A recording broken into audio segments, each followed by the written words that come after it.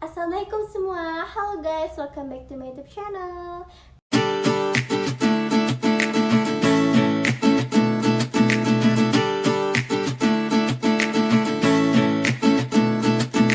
Kembali lagi dengan saya Eni Demetridia. Di sini saya akan mempresentasikan hasil kerja saya. Sebelumnya saya berasal dari kampus Institut Bisnis dan Ekonomi Indonesia, akuntansi semester 4. Di sini ada tugas kuliah akuntansi keuangan menengah 2. Jadi saya ingin menjelaskan tentang hak minoritas. Apa sih hak minoritas itu? Ayo kita berdiskusi bareng. Di slide pertama ini saya ingin menjelaskan tentang hak minoritas. Apa sih hak minoritas? Di belakang saya sudah ada penjelasan tentang hak minoritas. Jadi kalian juga bisa langsung membacanya sendiri ya. Hak minoritas atau minority interest mempresentasikan kelompok pemegang saham dari perusahaan anak yang memiliki porsi saham yang tidak dimiliki perusahaan induk. Karena kepemilikannya dalam saham perusahaan anak, kepentingannya harus dimasukkan dalam perhitungan laba bersih konsolidasi dan aktiva bersih konsolidasi. Dalam akuntansi keuangan Indonesia, hak minoritas adalah sebagai bagian hasil dan bagian aktiva neto dari anak perusahaan yang tidak dimiliki baik secara langsung maupun tidak langsung oleh induk perusahaan. Jadi itu pengertian tentang hak minoritas. Lanjut untuk slide kedua, definisi pemegang saham minoritas. Definisi pemegang saham minoritas, pihak yang memiliki kurang dari 50% saham di sebuah perusahaan. Jadi, di sebuah perusahaan, saham itu ada yang memiliki 50% dari sahamnya itu kurang. Nah, jadi disebut dengan pemegang saham minoritas.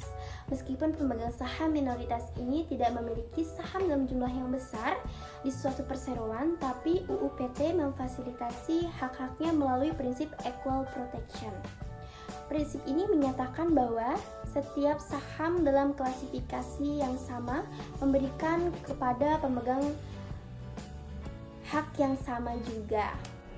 Jadi, walaupun pemegang saham minoritas ini memiliki kurang dari 50% sahamnya, tapi UU PT tetap memfasilitasinya memberikan kepada pemegang hak yang sama. Jadi, seperti itu penjelasan tentang definisi pemegang saham minoritas. Lanjut ke slide ketiga. Untuk di slide ketiga ini, atau definisi lain tentang pemegang saham minoritas, merupakan salah satu stakeholder selain adanya direksi, komisaris, dan beberapa pemegang saham mayoritas, sehingga patut mendapatkan hak yang selayaknya sama dengan pemegang saham lainnya.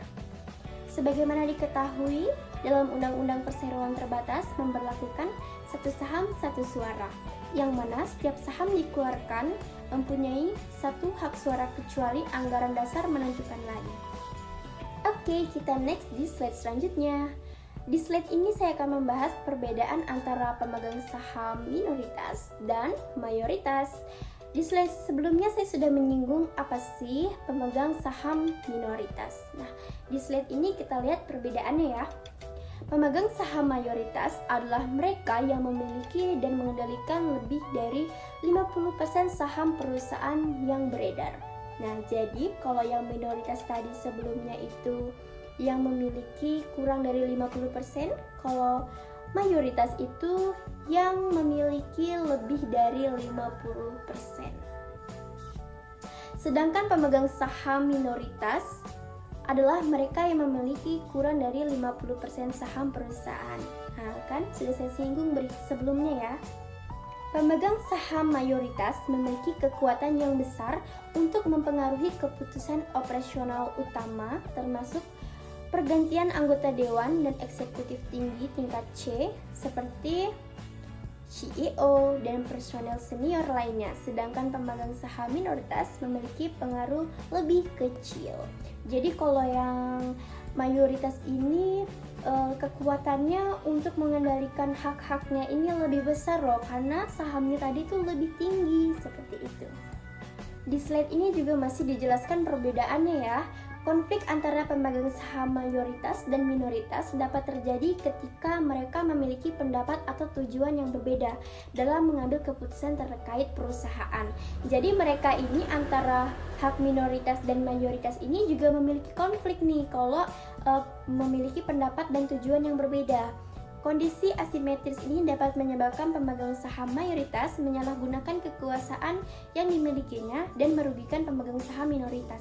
Jadi kalau hak mayoritas ini memiliki kekuasaan yang lebih besar dan tentunya lebih banyak, nah jadi bisa menyalahgunakan dan membuat pemegang saham minoritas ini menjadi rugi seperti itu. Jadi kita lihat yuk apa-apa aja sih hak pemegang saham minoritas selanjutnya. Oke, kita masuk di hak pemegang saham minoritas. Secara umum, hak diartikan sebagai sesuatu yang harus didapatkan oleh seseorang karena keadaan tertentu. Dalam hal ini, hak pemegang saham adalah sesuatu yang harus didapat dan diterima oleh seseorang atas kepemilikan sahamnya. Kita masuk yang pertama, hak atas akses informasi. Pemegang saham berhak melakukan pemeriksaan kepada perseroan terbatas. Pemeriksaan ini bisa berupa data atau informasi lainnya. Jika dicurigai, direksi maupun komisaris melakukan hak yang melawan hukum dan bisa membuat pemegang saham mengalami kerugian. Yang kedua, hak atas perlakuan wajar. Pemegang saham berhak meminta kepada perseroan untuk membeli sahamnya dalam harga yang wajar. Ini biasa disebut menilai harga saham. Hak untuk mengajukan gugatan. Nah, UU PT ini memfasilitasi untuk pemegang saham yang dirugikan. Bila mereka itu merasa dirugikan, mereka bisa melakukan jalur hukum. Nah, kemudian mereka juga bisa memperjuangkan haknya. Ini diatur dalam pasal 61 ayat 1 UU PT. Dalam slide ini masih membahas tentang hak-haknya. Tapi di slide ini mencakup keseluruhannya. Hak pemegang saham dalam sebuah perseroan terbatas secara keseluruhan diatur di dalam Undang-Undang Nomor 40 Tahun 2007. Nah, jadi dalam undang-undang ini tuh mengatur keseluruhannya. Yang pertama ada hak untuk menghadiri suara pada saat rapat umum pemegang saham. Ini pemegang saham itu berhak memberikan suara untuk kemajuan perusahaannya. Hak untuk mendapatkan dividen atau keuntungan dari perseroan terbatas. Dividen merupakan bagian dari laba perusahaan yang dibagikan kepada pemegang saham sebagai ketidakseimbangan atau pemilikan saham mereka. Besar dividen diterima oleh pemegang saham tergantung pada besar kecilnya keuntungan yang diperoleh perseroan terbatas. Kemudian, hak untuk mendapatkan suatu penjelasan dari direksi terkait berjalannya suatu perseroan terbatas. Nah, ini juga sangat penting. Kenapa? Karena pemegang saham berhak mengetahui apa-apa saja yang sudah terjadi di suatu perusahaan tersebut. Bagaimana arus laporan keuangannya, bagaimana yang sudah terjadi. Jadi perlu juga diberitahu oleh direksi loh. Kemudian yang terakhir, hak untuk mendapatkan perilaku yang sama sebagai pemegang saham di perseroan terbatas. Nah, jadi ini sangat penting juga karena kenapa harus disamakan dari pemegang saham minoritas dan mayoritas ini harus sama, tidak boleh dibeda-bedakan. Karena hak minoritas ini lebih kecil sahamnya jadi dibedakan, itu tidak boleh teman-teman. Kemudian perhatikan pada slide ini, pada dasarnya semua ketentuan pada Undang-Undang Perseroan Terbatas, yang ini Undang-Undang Nomor 40 Tahun 2007, digunakan sebagai landasan perlindungan kegiatan perseroan terbatas. Hak memegang saham mayoritas dan minoritas terlihat diatur dalam beberapa pasal. Terkait pasal bagi pemegang saham minoritas, sejatinya ditunjukkan untuk melindungi kepentingan saham minoritas dari kekuasaan pemegang saham mayoritas. Kita masuk slide berikutnya, perlindungan hukum terhadap pemegang saham minoritas. Nah, pemegang saham minoritas ini sampai diberikan perlindungan hukum. Nah, apa aja sih perlindungan hukumnya? Ada pemberlakuan prinsip majority rule, minority protection. Untuk mencapai keadilan, maka perlu diberlakukan prinsip majority rule, minority protection, yang mana prinsip ini pada pokoknya dalam suatu perseroan yang meminta tetap pihak mayoritas akan tetapi kekuasaan pihak minoritas tersebut harus dijalankan dengan selalu melindungi pihak minoritas. Melalui pemberlakuan prinsip ini kepada setiap tindakan pemegang saham mayoritas, tidak boleh mendatangkan kerugian kepada pemegang saham minoritas. Apabila pemegang saham minoritas mengalami kerugian yang disebabkan oleh keputusan-keputusan perseroan yang dilakukan oleh pemegang saham mayoritas, maka kepada pemegang saham minoritas diperkenankan meminta kepada pengadilan untuk melakukan intervensi kepada keputusan-keputusan yang telah diambil oleh perseroan terbatas, pasal 80 UU PT. Jadi, bila pemegang saham minoritas ini mengalami kerugian yang diakibatkan oleh keputusan-keputusan perseroan yang dilakukan oleh pemegang saham mayoritas ini, pemegang saham minoritas ini boleh melakukan tindakan hukum ke pengadilan untuk melakukan intervensi kepada keputusan-keputusan tadi. Nah, ini diatur dalam pasal 80 UU PT. Untuk perlindungan hukum berikutnya ada prinsip super majority. Prinsip super majority ini bentuk pencegahan terjadinya tindakan yang merugikan kepentingan pemegang saham minoritas. Maka diberlakukan prinsip super majority dalam pengambilan keputusan RUPS. Prinsip super majority ini pada pokoknya mengamanatkan setiap keputusan penting yang dapat merugikan pemegang saham minoritas. Diputuskan tidak hanya tambah satu suara yang hadir atau setuju, melainkan 2 atau 3 dari suara yang harus atau menyetujui. Selanjutnya ada pemberian hak appraisal. Hak appraisal diatur dalam pasal 62 ayat 1 UU PT. Hak appraisal adalah hak yang dimiliki oleh pemegang saham minoritas yang mempertahankan hak dan kepentingannya dalam rangka menilai harga saham miliknya agar ditaksir dalam hitungan dengan harga wajar pada saat pemegang saham minoritas menjual sahamnya. Perlindungan hukum berikutnya ada permohonan audit. UU PT mengatur secara khusus mengenai mekanisme pelaksanaan audit terhadap perusahaan. Dalam hal apabila Dewan Direksi Komisaris diduga melakukan perbuatan melawan hukum yang merugikan perseroan pemegang saham minoritas ataupun pihak ketiga lainnya. Yang B, ketentuan pemeriksaan terhadap perseroan diatur dalam pasal 138 ayat 1 UU PT. Untuk yang C, permohonan pemeriksaan terhadap perseroan dibuat secara tertulis oleh permohonan beserta alasannya. Kemudian ditujukan kepada pengadilan negeri di mana kedudukan perseroan itu berada. Mekanisme permohonan diajukan dengan mekanisme sama sebagaimana hukum acara perdata. Jadi, hukum itu tuh dibuat sebagaimana hukum secara perdata. Hukum secara perdata itu apa? Jadi, hukum acara perdata ini hukum yang mengatur proses penyelesaian terjadinya perkara. Juga berfungsi untuk melindungi hukum perdata material. Kemudian, wewenang untuk mengajukan gugatan derivatif. Gugatan derivatif merupakan suatu gugatan yang berdasarkan atas hak utama dari perseroan yang pelaksanaannya dilakukan oleh pemegang saham atas nama perseroan. Bukan atas nama pribadi, pemegang saham hak untuk mengajukan gugatan derivatif ini diatur dalam pasal 61 ayat 1 UU PT.